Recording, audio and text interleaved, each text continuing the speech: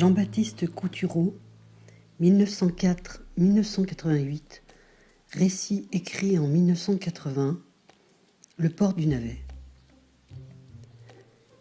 Ayant vécu près de 25 ans parmi eux, je peux dire que j'ai très bien connu les Ponticaux. Leur comportement, leur état d'esprit, leur façon de vivre, je les ai appréciés dans leurs qualités comme dans leurs défauts. Parler des Ponticaux, c'est évoquer tous les riverains de la Vienne qui, descendant son cours, part de la Grande Île, en face de Tsudana, jusqu'en aval du pont de la Révolution. Leur territoire se situe entre et y compris le Poisson-Soleil, dont je reparlerai plus loin, et le Pont-Neuf. Certes, les ponts Saint-Martial et de la Révolution avaient bien entendu leurs Ponticaux, avec sans doute le même genre de vie en rapport et conditionné par la rivière. Mais chacun de ces deux clans, si je puis m'exprimer ainsi, vivait dans son propre secteur avec ses propres activités et en toute indépendance l'un de l'autre.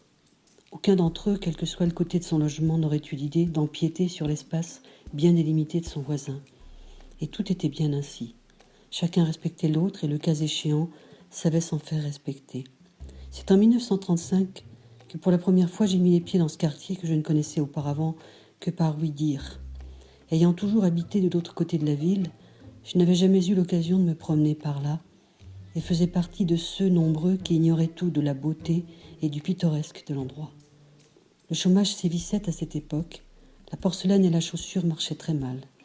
Les circonstances économiques ont fait qu'avec des centaines d'autres, je me trouve sans emploi. Par l'intermédiaire d'une personne amie de ma famille et qui connaissait également mes futurs patrons, je suis convoquée, me présente au 4 port du Navet, dans une petite entreprise à activité de teinturerie industrielle et d'effilochage. À mon grand soulagement, j'ai été embauchée tout de suite, avec cependant une condition: je devais obligatoirement habiter le logement que m'offrait gratuitement mon employeur dans l'enceinte de la propriété, afin d'en assurer le gardiennage. En ces temps de crise, l'offre était avantageuse. Bien sûr, je savais que cela impliquerait la contrainte d'effectuer souvent des heures supplémentaires non payées.